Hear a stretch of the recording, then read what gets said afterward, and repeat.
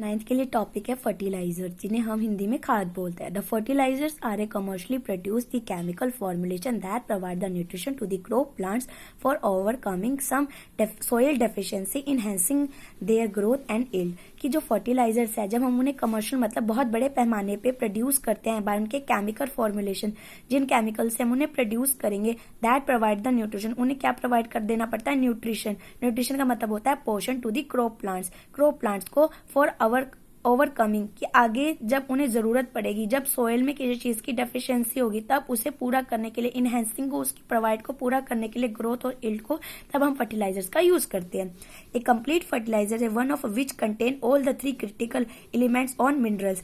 जो आपके complete fertiliser होते हैं वो तीन तरीके के क्रिटिकल एलिमेंट्स और मिनरल्स को अपने अंदर कंटेन करते हैं। The critical minerals are ones they become a commonly deficient and the nitrogen, phosphorus and potassium. ये तीन तरीके के आपके क्रिटिकल मिनरल्स होते हैं, नाइट्रोजन, फॉस्फोरस और पोटेशियम। फर्दर इनकी आगे 4 कैटेगरीज में ये डिवाइड है: nitrogenous, phosphatic, potassium and complex fertilizers. अब बात कर रहे हैं हम इसमें नाइट्रोजन फर्टिलाइजर्स की। That contain the nitrogen as a principal of nutrition, जिसमें हम नाइट्रोजन को एज ए प्रिंसिपल यूज कर रहे हैं, मेन यूज कर रहे हैं। फॉस्फेटिक फर्टिलाइजर्स में, जिसमें हम फॉस्फोरस को मेन यूज कर रहे हैं उसके प्रिंसिपल न्यूट्रिशन की। पोटेशियम में, जिसमें हमें मेन पोटेशियम को as a principal nutrition use कर रहे हैं। अगर मैं बात करूं कॉम्प्लेक्स फर्टिलाइजर मतलब टफ फर्टिलाइजर्स की, जो हार्ड फर्टिलाइजर होते हैं, ऐसे फर्टिलाइजर जिन्होंने अपने अंदर कंटेन कर रखे होते हैं 2 या 2 से ज्यादा क्रिटिकल न्यूट्रिशंस, मतलब 2 या 2 से ज्यादा उनके अंदर न्यूट्रिएंट के जो पार्ट है वो ज्यादा होगा, जैसे हमारा N और P2O5 और K2O, it is called complex fertilizer. अब मैं बात कर रही हूँ micro nutritions that are generally supply for a separately often a spray after finding out the deficiency in the soil. Micro मतलब बहुत बड़े न्यूट्रिशन, जनरली जिन्हें हम सप्लाई करते हैं, सेपरेट मतलब अलग अलग, ऑफन एज ए स्प्रे जिसका हम छिड़काव करते हैं, आफ्टर फाइंडिंग जिसके बाद हम देखते हैं कि जो उसमें out of their deficiency in the soil, कि सॉइल में किस चीज की कमी हो रही है।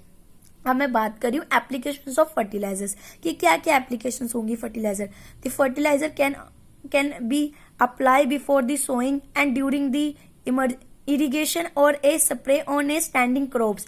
कि जो फर्टिलाइजर है वो हम अप्लाई करते हैं सोइंग मतलब जिस टाइम हमने अपनी क्रॉप को लगाया है, ड्यूरिंग द इरिगेशन जब उसकी कटाई से पहले का जो टाइम होता है वो, फिर हम उस स्टैंडिंग क्रॉप के ऊपर स्प्रे करते हैं।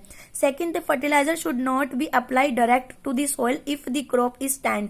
हम फर्टिलाइजर को डायरेक्ट अप्लाई नहीं कर सकते हैं सॉइल में, क्योंकि हमारी जो क्रॉप है वो स्टैंड है, वो खड़ी हुई है। It would bring out the withering of the crop due to development of high osmotic concentration around the parts। क्योंकि उस टाइम पे वेदरिंग के टाइम पर जो हमारी क्रॉप में क्या डेवलपमेंट होता है, ऑस्मोटिक कंसंट्रेशन की। जो ऑस्मोटिक कंसंट्रेशन क्या होता है, डिफ्यूजन का ही एक पार्ट होता है जिसमें उसकी, ताकि जो पानी है वो सभी पूरी मात्रा में जो उसकी कंसंट्रेशन है प्लांट को अच्छे से मिल सके।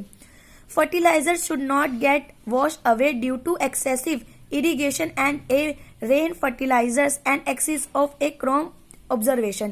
कि जो फर्टिलाइजर्स है उनको हम वॉश नहीं कर सकते due to excessive of irrigation के दौरान जब हमारी रेन हो रही है, या तो जो फर्टिलाइजर्स हैं वो एक्सेसिवली क्रॉप में ऑब्जर्व्ड हो जाते हैं। Soil degradation and a pollution both surface or a ground water. कि जो सोयल डिग्रेशन हो रही है और जो पोल्यूशन के कारण ये सब हो रहा है, तो जो उसके बोथ सरफेस, जो उसका सरफेस है वहां पे ग्राउंड वाटर के। अब क्या क्या एडवांटेजेस और क्या क्या इसके फंक्शन है। सबसे पहले, fertilizers are a nutrition specific. भाई ये न्यूट्रिशन के लिए बहुत जरूरी है। So this supply specific elements to the soil, तब हमें ये स्पेसिफिक एलिमेंट देता है ये सॉइल को। They are required in very small amount, ये बहुत ही कम अमाउंट में मिलता है।